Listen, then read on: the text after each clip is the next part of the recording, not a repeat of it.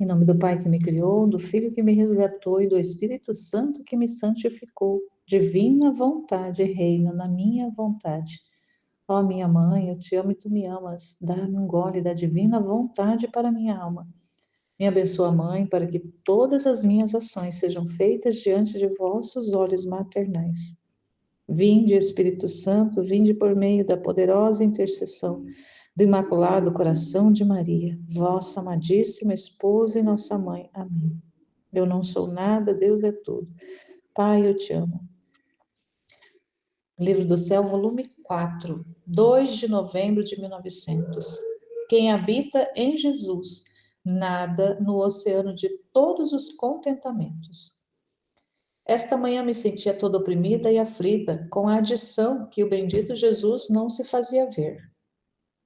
Depois de muito esperar, saiu de dentro de meu interior e, abrindo-me seu coração, me punha dentro, dizendo: Fica dentro de mim, só aqui encontrarás a verdadeira paz e estável contente, porque dentro de mim não penetra nada do que não pertence à paz e felicidade. E quem habita em mim não faz outra coisa que nadar no oceano de todos os contentamentos.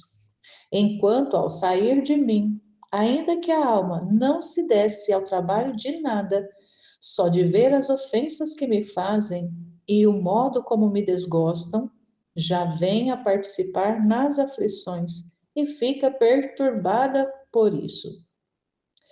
Por isso, tu, de vez em quando, esquece de tudo, entra dentro de mim e vem a saborear minha paz e felicidade.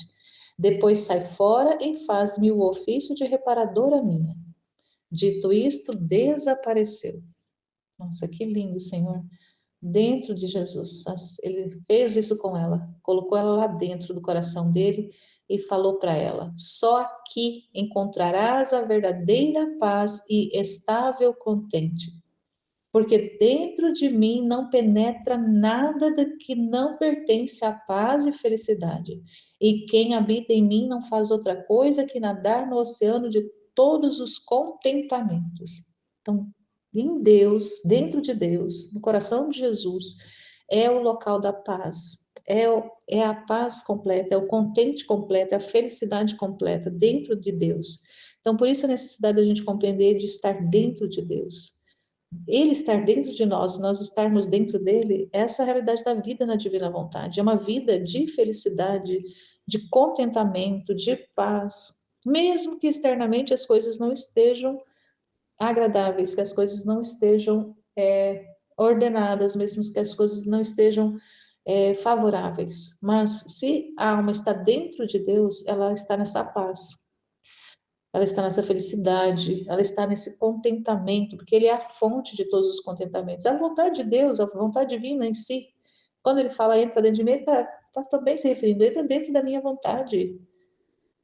E enquanto que ao sair de mim, ainda que a alma não se desse ao trabalho de nada, mesmo que a alma saísse de dentro de Deus e não fosse pecar, ela não fosse fazer nada, nada, não vou pecar, mas ela sai de dentro de Deus. Ela vai, o que que ela vai encontrar?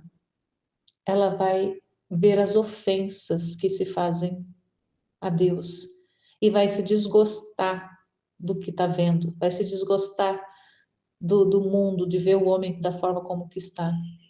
E só que quando a alma não está na intenção de pecar, mesmo que ela saia de dentro ali de Deus, sai de dentro dele e toca as realidades exteriores que estão todas de cabeça para baixo, esse sofrimento de ver isso, de ver essas ofensas, a alma recebe isso e ela participa, vivendo essa realidade de ver o homem desordenado, de ver o homem se autodestruindo, ela tem essas aflições, ela pode até ficar perturbada, por isso que é a necessidade de voltar para dentro dele.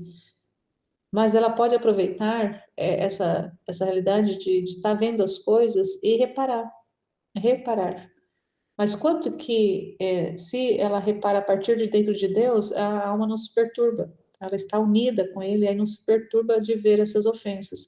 Recebe sim, mas não fica perturbada, permanece na paz, permanece ali na alegria, na felicidade, porque sabe que as coisas estão dessa forma, faz atos contrários, ou seja, de reparação, mas continua na imperturbabilidade, continua na paz.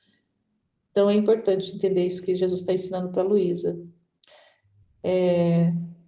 Por isso, tu de vez em quando esquece de tudo, entra dentro de mim e vem saborear. Então, esquecer do mundo, esquecer das coisas horríveis que a gente está vendo e fica. Só que a gente não, mesmo dentro dele, a gente está vendo as coisas acontecerem.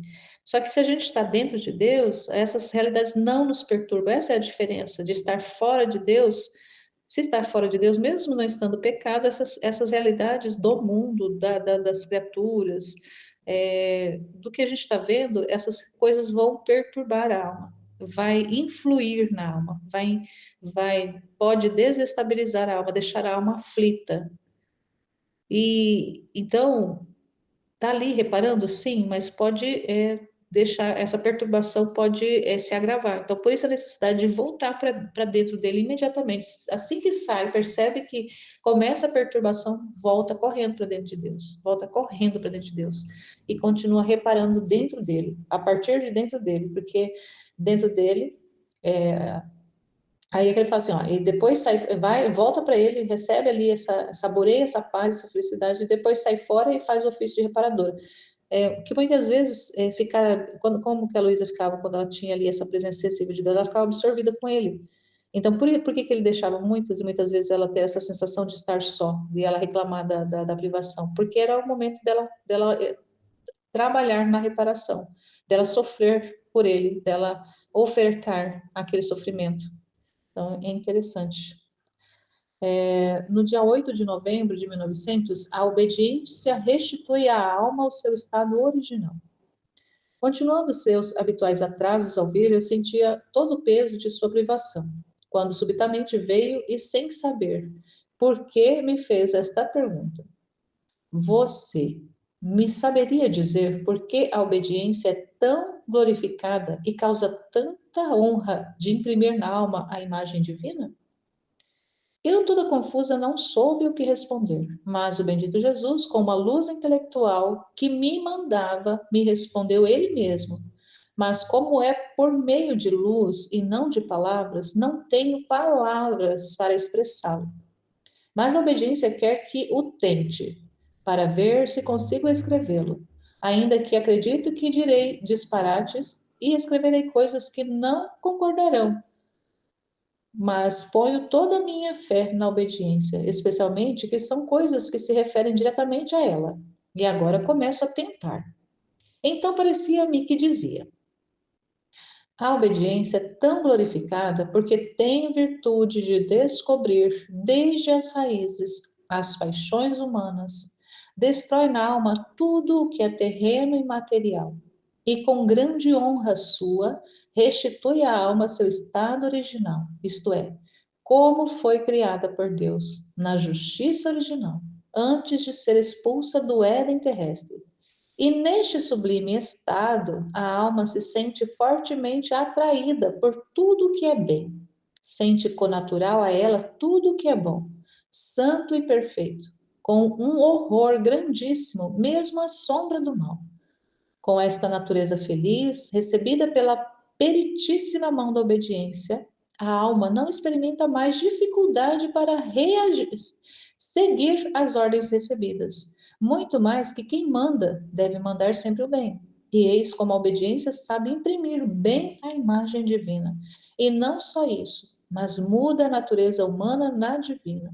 Porque como Deus é bom, santo e perfeitíssimo, e é levado a tudo o que é bom, e odeia sumamente o mal, assim a obediência tem virtude de divinizar a natureza humana e de fazer-lhe adquirir as propriedades divinas. E quanto mais a alma se deixa guiar por esta peritíssima mão, tanto mais adquire de divino e destrói o próprio ser. Por isso é tão glorificada e honrada, tanto que eu mesmo me submeti a ela e por ela fiquei honrado e glorificado, e restituí por meio dela a honra e a glória a todos meus filhos, que pela desobediência tinham perdido. Isto mais ou menos soube manifestar. O resto tenho na mente, mas me faltam as palavras, porque é tanta altura do conceito desta virtude que minha pobre linguagem humana não sabe adaptar-se a colocá-la em palavras. Nossa, que maravilha, mesmo ela que falando que não conseguiu expressar, mas o pouco que a Luísa expressa é o suficiente para que a gente compreenda. Claro que com o auxílio da graça e da luz de Deus, a nossa disposição para entender é, é, precisa estar ali operativa, essa operação da nossa disposição para absorver a luz, para compreender. Isso já é também um ato de obediência. Então Jesus chega subitamente para ela, mesmo ali nos sofrimentos dela, da ausência, e ele pergunta para ela: Você saberia me dizer por que que a obediência ela é tão poderosa assim? Por que que ela é tão glorificada e tem a honra de imprimir na alma a imagem divina? Você sabe dizer? Ela, claro que não saberia, né? Mas ele vem com a luz ali, e ela vai, por causa da obediência, ela tem que buscar expressar no máximo da capacidade dela, expressar em palavras aquilo que ela havia entendido pela luz que ele havia comunicado. Então, o que que ela diz? É importantíssimo. Ela tem virtude, essa obediência tem virtude de descobrir desde as raízes as paixões humanas. Ela vai revelando as paixões, os apegos, os egoísmos, tudo aquilo que é de podre no ser humano, a obediência vai descobrindo, vai desnudando. Destrói na alma tudo que é terreno e material. Porque quando a pessoa obedece, ela tem que abrir mão, abrir mão. E com grande honra sua, restitui à alma o seu estado original. É a honra da obediência restituir na alma o estado original. Como a alma foi criada por Deus na justiça original, antes de ser expulsa do Éden terrestre. E neste sublime estado de originalidade, a alma se sente fortemente atraída por tudo que é bem. Sente connatural a ela tudo que é bom, santo e perfeito, com horror grandíssimo mesmo à sombra do mal. Então, no estado original, a alma sente horror a tudo que é mal. A mesma sombra do mal, ela sente horror.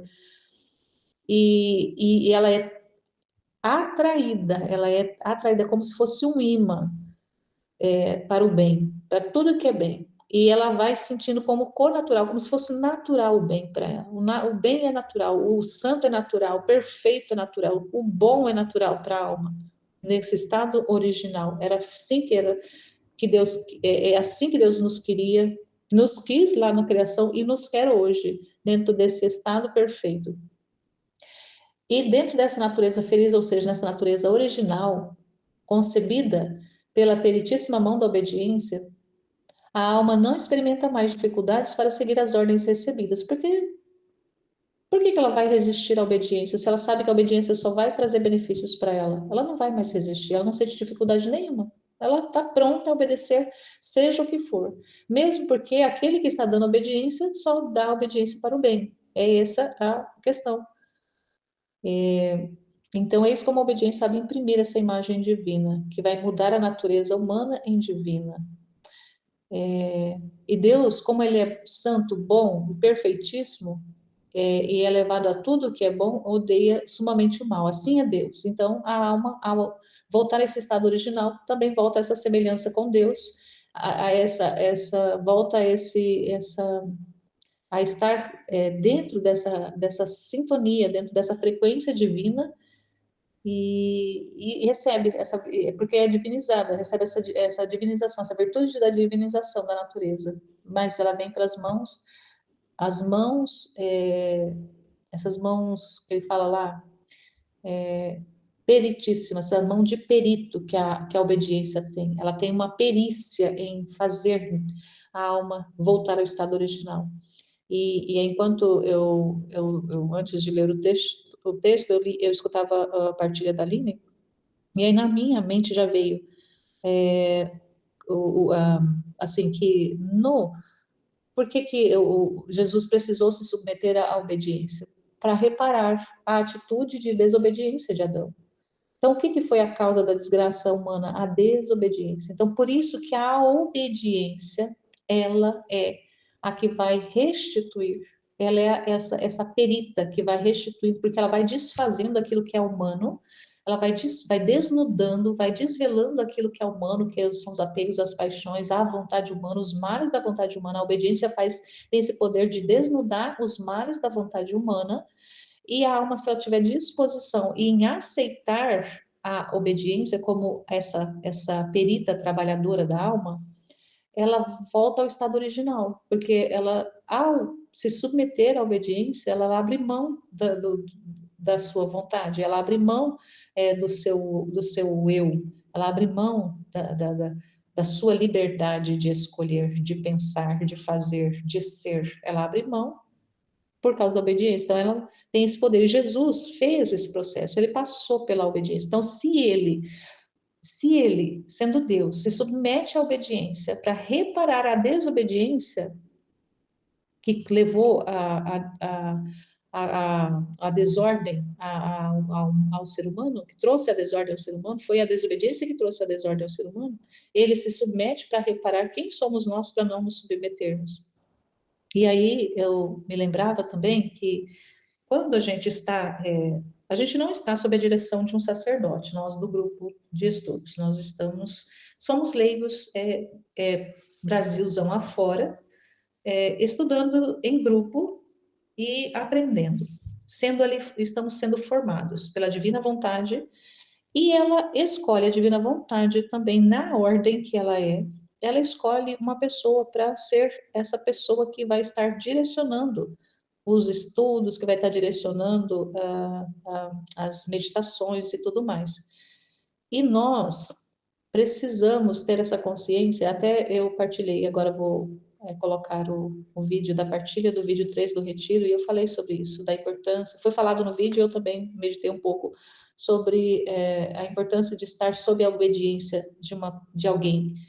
Claro que a gente sempre sabe que a nossa obediência é para Deus, mas Ele usa dos seus instrumentos, Ele usa dos meios que Ele quiser, do meio que Ele e a gente aceita os meios que Ele dispõe. Então, se Ele dispõe uma pessoa para ser esse canal, na Luísa eram os sacerdotes.